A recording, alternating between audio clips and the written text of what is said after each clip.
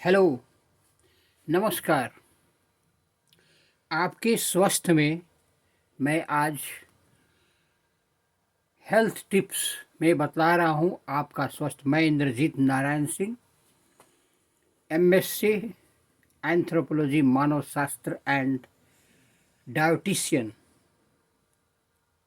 सुनिए, चियोस के पिरामिड के एक शिलालेख को हिलमन ए बेटलर ने अपनी पुस्तक वंडर ड्रग में प्रकाशित किया, जिसमें कहा है कि उक्त पिरामिड में काम करने वाले मजदूरों के लिए 1 करोड़ 80 लाख रुपए के लगभग का प्याज, गाजर और लहसुन खरीदा गया।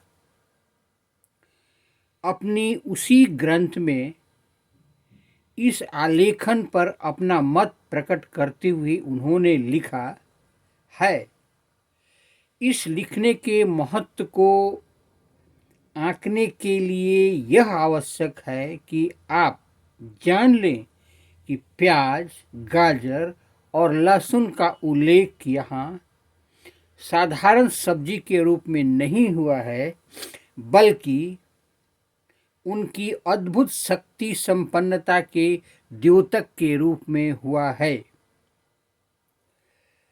यह पिरामिड 20 वर्ष से बना, लगातार 20 वर्षों में बना और उसमें 3,60,000 आदमी काम करते रहे। ये आदमी देश के विभिन्न भागों में आए थे और काम करने के लिए एक स्थान पर एकत्रित हो गए थे। अतः आशंका इस बात की थी कि कहीं उनमें कोई छूत-छात रोग न फैल जाए।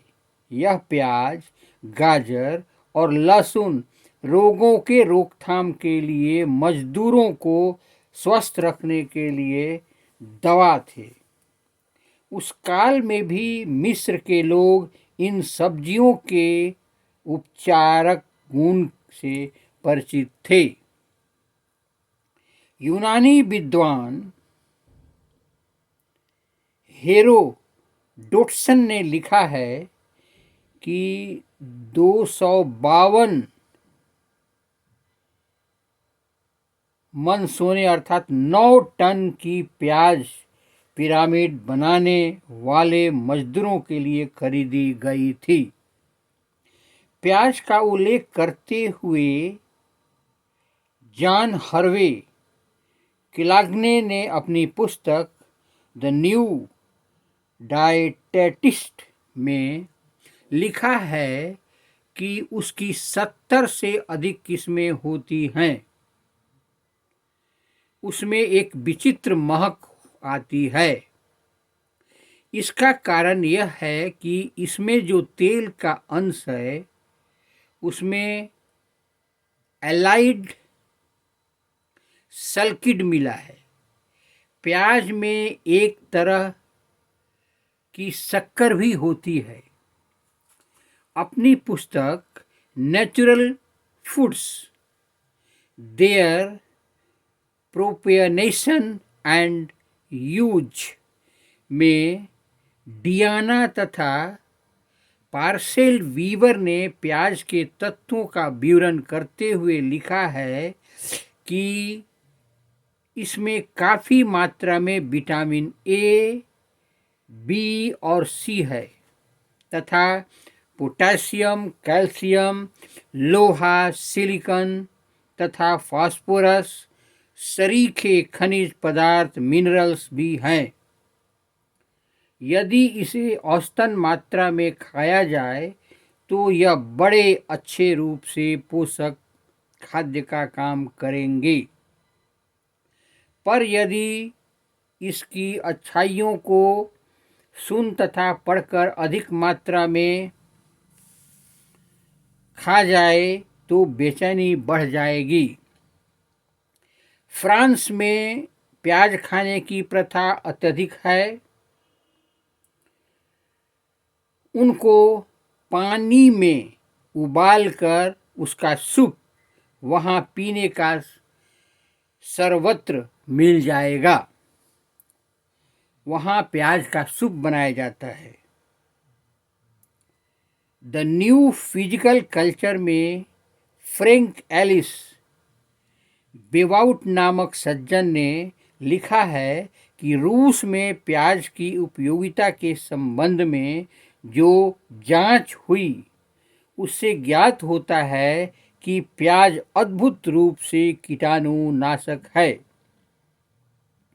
वहाँ के वैज्ञानिकों का कहना है कि यदि लहसुन अथवा प्याज 3 से 8 मिनट तक चबाया जाए तो मुंह में यदि बैक्टीरिया या अन्य कीटाणु हो तो ये मर जाते हैं।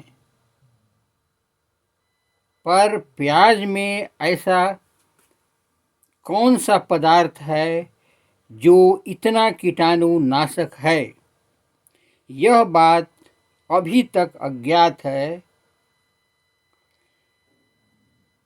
विशेषज्ञों का कहना है कि प्याज का रासायनिक पदार्थ बहुत जटिल है, उसमें करोड़ों कोष हैं, ये एक दूसरे से नहीं मिलते, ये अपने ही विचित्र रासायनिक पदार्थ से बने हैं जिनका अभी ज्ञान नहीं हुआ है। जब व्यक्ति दांतों से चबाकर प्याज खाता है तो उन सबकी सम्मिलित प्रतिक्रिया के कारण उसमें कीटाणुनाशक शक्ति उत्पन्न हो जाती है। प्याज कीटाणुनाशक ही केवल नहीं है, यह शोधक भी माना जाता है। वह हमारी इंद्रियों को विशेष कर आंतों को साफ करती है और इसमें जो गंधक प्राप्त होता है वह रक्त और रंग रूप के लिए लाभदायक समझा जाता है। मूत्र की कुछ शिकायत हो तो ऐसी स्थिति में कच्ची प्याज या पकाई हुई प्याज खाने से लाभ होता है। वह मूत्राशय के लिए टॉनिक का कार्य करता है। इस संबंध में अपने अनुभव लिखते हुए एक सज्जन ने बताया कि एक बार बड़ा विकराल इन्फ्लुएंजा फैला, उसी बीच मुझे जुकाम हो गया। मैं इन्फ्लुएंजा के भय से आतंकित हो उठा, पर उसी समय प्याज का स्मरण आया। उपचार के रूप में मैंने कच्ची प्याज खाना शुरू किया। कच्ची प्याज की कृपा से मेरा जुकाम जाता रहा और इन्फ्लुएंजा की यह हिम्मत नहीं हुई कि मेरा शरीर स्पर्श कर सके। छूतदार साधारण रोगों में प्याज बहुत अच्छी दवा है। दांत या मसूड़ों के दर्द में यदि प्याज का एक टुकड़ा उस दांत या मसूड़े पर रख लिया जाए तो दांत का दर्द भी धीरे धीरे खत्म हो जाता है। नाक में खून बहने पर यदि प्याज को आधी आधी काट कर गर्दन पर रखें तो खून बहना बंद हो जाता है। बर्रे, मकई आदि विषाणु कीटाणुओं से काटने पर प्याज का रस अत्यंत लाभदायक होता है। प्याज के रस में रुई भिंगाकर कान में लगाने पर कान में तरह तरह की आवाज़ आना बंद हो जाता है।